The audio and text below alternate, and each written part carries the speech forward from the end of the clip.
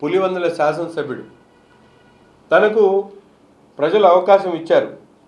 ఎంతో బాధ్యతారహితంగా ఈరోజు జగన్మోహన్ రెడ్డి గారు మాట్లాడుతున్నటువంటి పరిస్థితులు మనందరం కూడా గత కొంతకాలంగా చూస్తూ ఉన్నాం.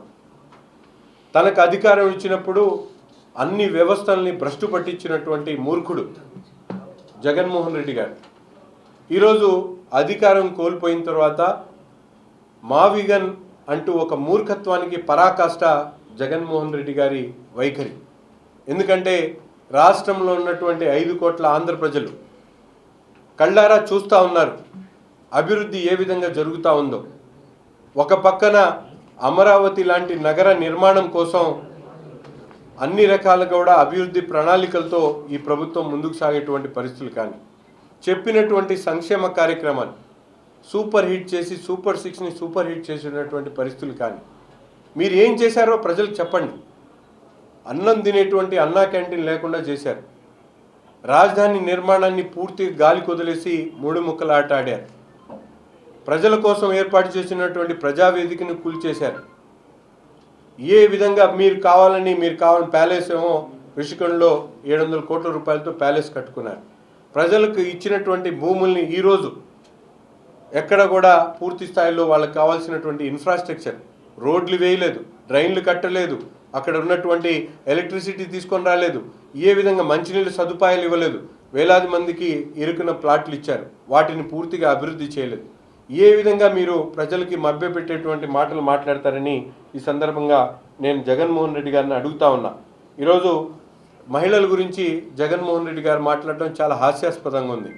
తన నాయకుడు ఎవరైతే అంబటి రాంబాబు గారు ఒక సాక్షాత్తు ముఖ్యమంత్రి గారి సతీమణిని రాష్ట్రం మొత్తం కూడా చీకొట్టేటు విధంగా మాట్లాడినటువంటి పరిస్థితులు ఒకసారి ఆలోచించుకోవాలి.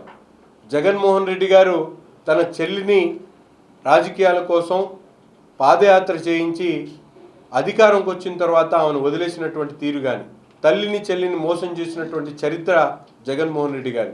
ఈరోజు ఎందుకు వైసీపీ నాయకులు జగన్మోహన్ రెడ్డి గారు నమ్ముతున్నారో నేను ఒక్కసారి ఆలోచించాలని చెప్పి వైసీపీ నాయకులను అడుగుతా ఉన్నా.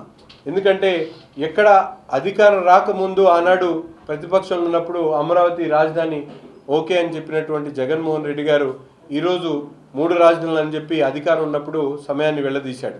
ఈరోజు అధికారం పోయిన తర్వాత మళ్ళీ మావిగన్ అని ఒక మూర్ఖుడిలాగా మాట్లాడేటువంటి తీరు, కానీ ఈ విధంగా ప్రజలను మభ్యపెడుతూ రాష్ట్రంలో అభివృద్ధికి పూర్తిగా అడ్డం పడుతున్నటువంటి జగన్మోహన్ రెడ్డిని ప్రజలు చీకొట్టి 151 సీట్ల నుంచి 11 సీట్లకు తీసుకొని వచ్చారు.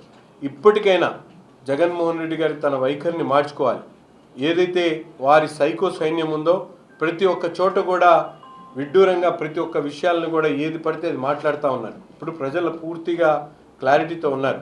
వాళ్ళు ఎక్కడ కూడా డౌట్ లేదు. ఈ ప్రభుత్వం చేస్తున్నటువంటి ప్రతి ఒక్క కార్యక్రమాన్ని కూడా మేము ప్రజలకు అర్థమయ్యేటువంటి విధంగా చెప్తా ఉన్నాం. మేము ఇది చేశామని చెప్పి సాక్ష్యాలతో సహా చూపిస్తూ ఉన్నాం. మీరు గత 5 సంవత్సరాల్లో ఏం పీకారో ప్రజలకు చెప్పండి. మీకు అధికారం ఇచ్చినటువంటి ముఖ్యంగా గుంటూరు తూర్పు నియోజకవర్గంలో మాట్లాడేటువంటి ప్రతి ఒక్కరికి కూడా నేను సూటిగా ప్రశ్నిస్తూ ఉన్నా. మీరు గత 10 సంవత్సరాల్లో ఇది చేశాము అని చెప్పి మీరు శాసనసభ్యులుగా ఉన్నప్పుడు ఏం చేశారో ప్రజలకు చెప్పండి. అది చెప్పిన తర్వాత జరుగుతున్నటువంటి పరిస్థితుల గురించి మాట్లాడండి. ఈరోజు మోతీలాల్ నగర్ ఇష్యూ కానీ అలాగే వాళ్ళకు కూడా మేము 1కి 4 సార్లు కలిసాం, వాళ్ళ గురించి ఆలోచించాం, వాళ్ళకి ఏం కావాలో చెప్పాం, వాళ్ళకి కావాల్సినటువంటి నష్టానికి సంబంధించినటువంటి దాంట్లో భాగస్వాములయ్యాం. ఈ విధంగా వారికి ఒక మానవత్వంతో ఈ పరిపాలన కొనసాగుతూ ఉంది. ఎవరు ఎటువంటి మాట్లాడినా కూడా ప్రజలు కూటమి నాయకత్వం వైపు చంద్రబాబు నాయుడు గారి నాయకత్వాన్ని బలపరుస్తూ ఉన్నారు. తప్పకుండా రాబోయేటువంటి రోజుల్లో ఈ గుంటూరు తూర్పు నియోజకవర్గాన్ని ఒక ఆదర్శ నియోజకవర్గంగా తీర్చిదిద్దేటువంటి విధంగా ప్రతి ఒక్కరు కూడా సహకరించాలని చెప్పి మనస్ఫూర్తిగా కోరుకుంటున్నాను.